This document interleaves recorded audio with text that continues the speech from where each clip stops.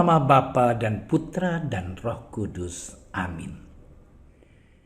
Ya Allah Bapa kami bersyukur kepadamu karena Engkau selalu ada beserta kami. Engkau hadir dalam setiap firman yang kami baca dan renungkan.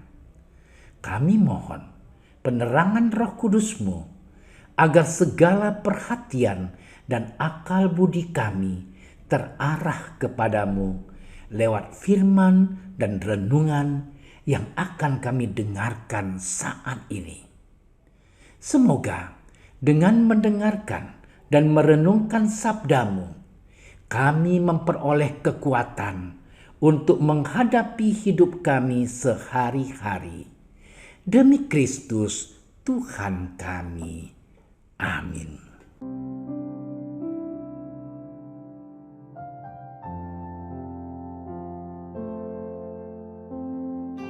Ketika Yohanes Pembaptis mewartakan pertobatan, orang banyak bertanya kepadanya, "Jika demikian, apakah yang harus kami perbuat?"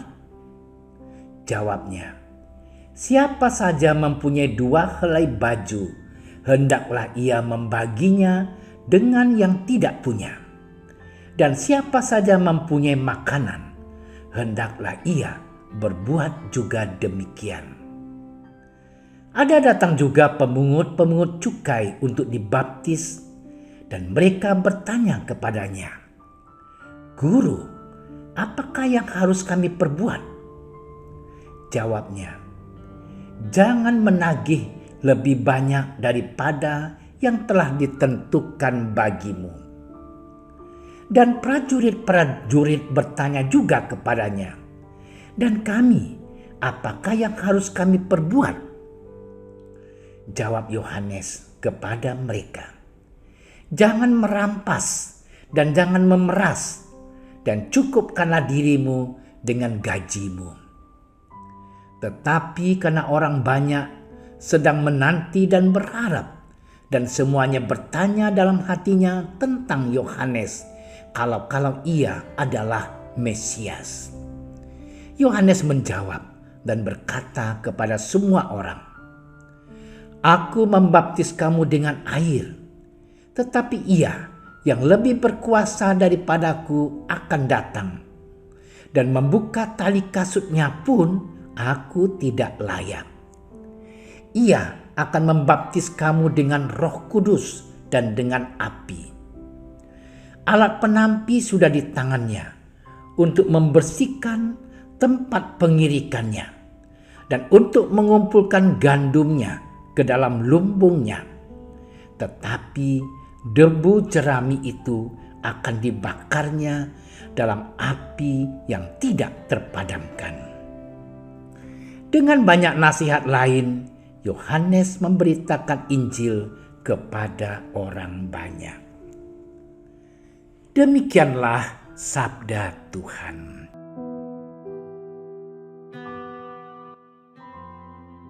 Saudara-saudariku yang terkasih, masa Advent adalah masa di mana umat beriman mempersiapkan diri, menantikan kedatangan Sang Juru Selamat, Sang Immanuel, Allah beserta kita. Masa Advent adalah masa pertobatan bagi umat beriman. Masa Advent berlangsung selama 4 minggu, dan masing-masing minggu memiliki makna yang berbeda-beda.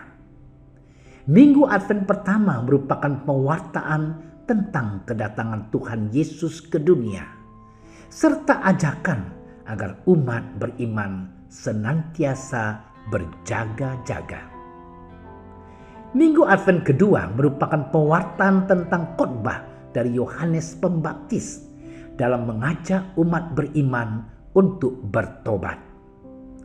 Minggu Advent ketiga mengisahkan tentang sosok Yohanes Pembaptis yang membuka jalan bagi Yesus Kristus dan menunjukkan bahwa Yesus adalah Mesias. Minggu Advent keempat merupakan pewartaan bahwa persiapan untuk menjelang peristiwa kelahiran Yesus Kristus sudah semakin mendekat. Saudaraku yang terkasih, Yohanes Pembaptis adalah seorang nabi yang melaluinya banyak orang mengenal siapa itu Sang Mesias. Bagi Yohanes, Sang Mesias adalah pribadi yang agung dan mulia. Injil yang kita dengarkan hari ini menyatakan bahwa Yohanes Pembaptis sedang mewartakan pertobatan di padang gurun. Ia melakukan itu karena seorang yang lebih agung dari dia yang akan datang. Yohanes Pembaptis mewartakan pertobatan untuk mempersiapkan jalan bagi kedatangan Mesias. Yang menarik dari pewartaan Yohanes adalah pertobatan itu bukan melulu soal mengakui dosa, melainkan bagaimana orang bisa hidup berbagi dengan sesama. Yohanes mengarahkan orang untuk bertobat dengan memperbaiki hubungan dengan sesama. Minggu Advent ketiga disebut juga sebagai Minggu Gaudete, yakni Minggu Sukacita. Dalam Minggu Sukacita, umat beriman diajak untuk mengembangkan sikap batin bersukacita dalam Tuhan. Umat beriman bersukacita karena kedatangan Tuhan Yesus yang sudah semakin dekat. Sukacita sejati hanya ditemukan dan berasal dari Tuhan dan hanya karena Tuhan. Kita hanya bisa mengalami sukacita kalau kita menerima rahmat kerahiman Tuhan. Kalau kita mengalami perdamaian dengan Tuhan. Kita mengalami kerahiman Tuhan lewat pertobatan. Pertobatan merupakan sumber sukacita dan kegembiraan. Saudara-saudariku yang terkasih, hari ini kita memasuki Advent ketiga. Natal sudah kian mendekat. Supaya dapat mengalami sukacita dalam perjumpaan dengan Tuhan, kita juga mesti bertanya, apakah yang harus saya perbuat? Dalam gereja Katolik kita mengenal adanya 7 kebiasaan amal kasih rohani dan amal kasih jasmani seperti yang dilukiskan dalam Injil hari ini. Kita sebagai umat beriman diharapkan senantiasa dapat melakukan kebiasaan amal kasih rohani dan amal kasih jasmani itu. Ketika kita berhadapan dengan orang yang ragu, kita diharapkan mampu untuk memberi nasihat. Ketika kita berjumpa dengan orang yang belum sungguh-sungguh mengerti ajaran iman kita, kita dituntut untuk mau memberikan pengajaran kepada mereka. Ketika kita mengetahui saudara-saudari kita berbuat dosa, kita hadir untuk menegur mereka. Ketika ada saudara-saudari kita yang sedang mengalami penderitaan, kita hadir untuk menghibur mereka. Ketika ada saudara-saudari kita menyakiti kita sebagai umat beriman, kita hendaknya memberikan pengampunan kepada mereka. Ketika kita mengalami kesusahan karena orang lain, kita dituntut untuk menerima mereka dengan sabar. Sebagai umat beriman, kita dituntut untuk senantiasa berdoa bagi saudara-saudari kita, baik yang masih hidup maupun yang sudah meninggal.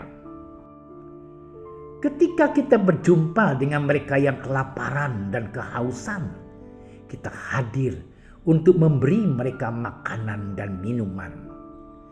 Ketika berjumpa dengan orang asing, kita hadir membawa perlindungan bagi mereka. Ketika kita mengetahui ada saudara-saudari kita yang sedang sakit, kita hadir untuk melawat dan memberikan penghiburan kepada mereka. Ketika kita mengetahui ada saudara-saudari yang berkekurangan, kita datang membantu meringankan kekurangan mereka.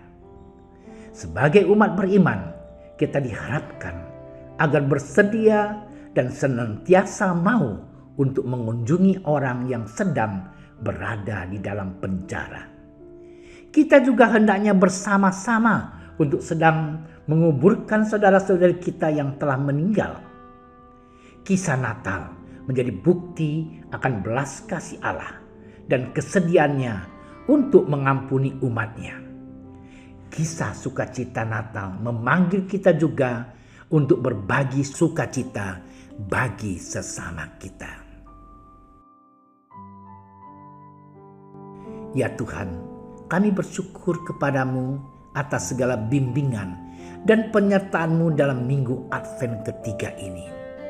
Semoga berkat kuasa Roh Kudus-Mu, kami boleh bersatu hati untuk mampu menumbuh kembangkan kebiasaan-kebiasaan Kristiani, dan semoga kami selalu tekun setia mengembangkan aksi rohani dan jasmani kami dalam hidup kami sehari-hari. Demi Kristus Tuhan dan pengantara kami. Amin. Dalam nama Bapa dan Putra dan Roh Kudus. Amin. Kami berdiri di hadapan-Mu, ya Roh Kudus.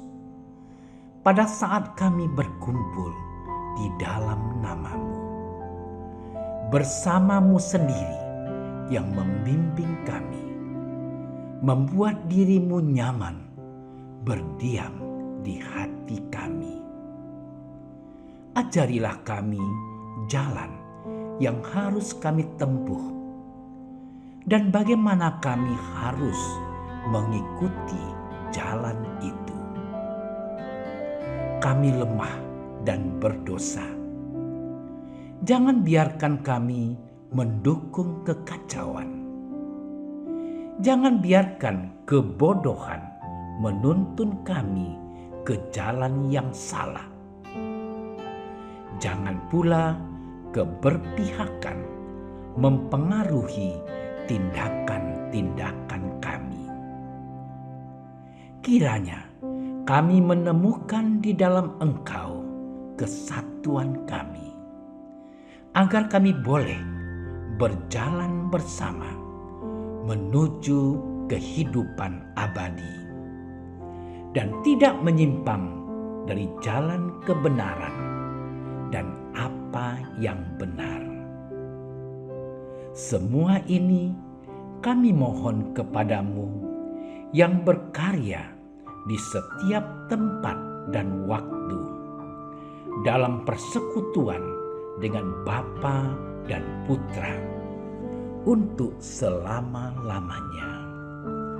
Amin. Bapa kami yang ada di surga, dimuliakanlah nama-Mu. Datanglah kerajaan-Mu. Jadilah kehendak-Mu di atas bumi seperti di dalam surga. Berilah kami rezeki pada hari ini, dan ampunilah kesalahan kami, seperti kami pun mengampuni yang bersalah kepada kami. Dan janganlah masukkan kami ke dalam percobaan, tetapi bebaskanlah kami dari yang jahat. Amin. Salam Maria, penuh rahmat, Tuhan sertamu. Terpujilah engkau di antara wanita, dan terpujilah buah tubuhmu Yesus. Santa Maria, Bunda Allah, doakanlah kami yang berdosa ini, sekarang dan waktu kami mati. Amin. Kemuliaan kepada Bapa dan Putra dan Roh Kudus, seperti pada permulaan, sekarang, selalu, dan sepanjang segala masa. Amin. Terima kasih sudah menyaksikan renungan hari ini.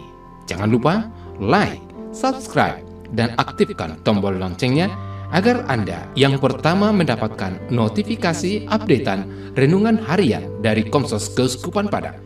Dan bagikan ke sosial media agar saudara-saudara kita dapat mendengarkan dan merenungkan firman Tuhan.